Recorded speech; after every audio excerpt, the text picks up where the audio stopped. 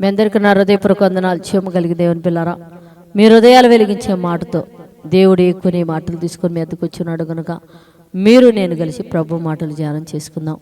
రాత్రి కాలం నుంచి మిమ్మల్ని, మీ కుటుంబాన్ని, మమ్మల్ని, సంఘాన్ని, భూమి మీద ఉన్న ప్రతి బిడ్డను జ్ఞాపకం చేసుకుని ఊపిరిని జీవాన్ని ఇచ్చిన దేవుడికి మన ప్రభు అయిన యేసుక్రీస్తు వారి నామములో కృతజ్ఞత స్తుతులు ఆయన పాదముల దగ్గర సమర్పించుకుంటూ ఏ మాటలు చేతైతే ఈరోజు దేవుడు మన హృదయాలు వెలిగించాలనుకున్నాడో ఒకసారి వాటిని మనం చూడగలిగితే దేవుని పిల్లారా, ద్వితీయోపదేశ కాండం 7వ అధ్యాయం 21వ వచనంలో రాయబడిన మాట మనం చూడగలిగితే దేవుని పిల్లారా, నీ దేవుడైన యెహోవా మీ మధ్య ఉన్నాడు అని రాయబడింది. దేవుని పిల్లారా, అంటే మీకు ఎలాంటి భయం వద్దు, మనుషుల వలన వచ్చే భయం వలన మీరు భయపడవద్దు, లోక సంబంధమైన అపవాది యొక్క భయాల చేత మీరు భయపడొద్దు.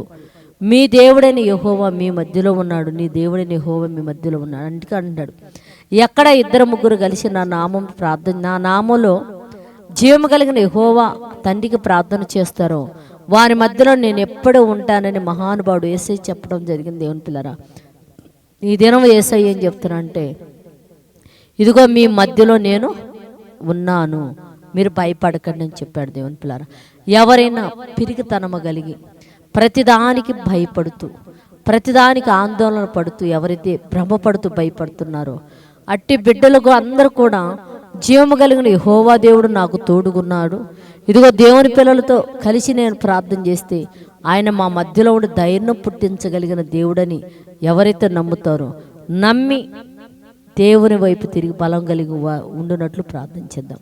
పరిశుద్ధుడా, జీవము కలిగిన మా పరలోక తండ్రి, నీ దేవుడైన యెహోవా మీ మధ్య ఉన్నాడని చెప్తున్నాడు. ఆయన ఎక్కడ ఇద్దరు ముగ్గురు కలిగి ప్రార్థన చేస్తారో వారి మధ్య నేను ఉంటానని మా ప్రభు మా రక్షకుడైన యేసుక్రీస్తు వారి ద్వారా మీరు పలికించాడు తండ్రి. కనుక ఎవరైతే భయముతో తండ్రి భ్రమతో ఎంతమంది అయితే బతుకుతున్నారో వారందరినీ కూడా కృపతో జ్ఞాపకం చేసుకొని ఆ భయమును పోగొట్టి మా మధ్యన మహానుభావుడైన నువ్వు ఉన్నావని నమ్మి నీ వైపు తిరిగి మొరపెట్టే భాగ్యం బిడ్డలకి మనం అడుగుతూ తండ్రినైనా ఈ ఉదయమనే ఈ మాటలు ఎంతమంది అయితే వింటున్నారో వారిని వారి కుటుంబాలను మీరు ఆశీర్వదించి వాళ్ళ అవసరాల అక్కరు తీర్చి అనారోగ్యం యేసునామములో తొలగించినైనా ఉద్యోగాల నిమిత్తం, చదువుల నిమిత్తం, వ్యాపారాల నిమిత్తం బయటికి వెళ్ళి ఉండగా బిడ్డలు తిరిగి క్షేమంగా గృహాన్ని చేర్చి మీరు మహిమ పొందమని క్రీస్తు పేరటి ప్రార్థన అడుగుతున్నాము తండ్రి.